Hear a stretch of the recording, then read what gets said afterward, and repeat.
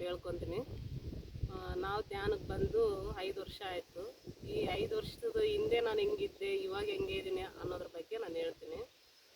5 ವರ್ಷದ ಹಿಂದೆ ಆದರೆ ನನಗೆ ಅಸಲು ಆನಂದ ಅಂಬೋದು ಭಾಳ ಕರುವಾಗ್ಬಿಟ್ಟಿತ್ತು. ಆನಂದ ಇದ್ದಿಲ್ಲ, ಸಂತೋಷ ಇದ್ದಿಲ್ಲ, ನೆಮ್ಮದಿ ಇದ್ದಿಲ್ಲ. ಅವೆಲ್ಲ ಇಳಿದಕ್ಕೋಸ್ಕರಾಗೆ ನನ್ನ ಮೇಂಟೇ ನನಗೆ ಸರಿಗಿದ್ದಿಲ್ಲ ಅವಾಗ. ಆದರೆ ಧ್ಯಾನ ಸಿಕ್ಕಿದ್ದು ನಮ್ಮದೊಂದು ಭಾಗ್ಯ ಅನ್ಕೋಬೇಕು. ನಾವು ಎಷ್ಟು ಅದೃಷ್ಟ ಮಾಡೀವಿ, ಅದಕ್ಕೆ ಈ ಧ್ಯಾನ ನಮಗೆ ಸಿಕ್ತು. ಈ ಧ್ಯಾನಕ್ಕೆ ಬಂದಾಗ್ಲಿಂಚ ನಾನು ಯಾವಾಗ ನಾನು ನೋಡು, ಯಾವ ಕ್ಷಣದಲ್ಲನ್ನ ನೋಡು ನಾನು ಸಂತೋಷವಾಗೇ ಇದ್ದೀನಿ, ಆನಂದವಾಗೇ ಇದ್ದೀನಿ, ಆರೋಗ್ಯವಾಗಿದ್ದೀನಿ. ಮತ್ತು ಇನ್ನೂ ಒಂದು ನನ್ನ ಒಳಗಡೆ ಏನೈತಂದರೆ, ನನ್ನ ಥರ ಇರೋರು ಎಷ್ಟೋ ಜನ ಇರ್ತಾರೆ. ಅದಕ್ಕೆ ನಾವು ಕೂಡ ಪ್ರತಿಯೊಬ್ಬರಿಗೆ ಧ್ಯಾನ ತಿಳಿಸ್ಬೇಕು, ಧ್ಯಾನ ಹೇಳ್ಕೊಡ್ಬೇಕು.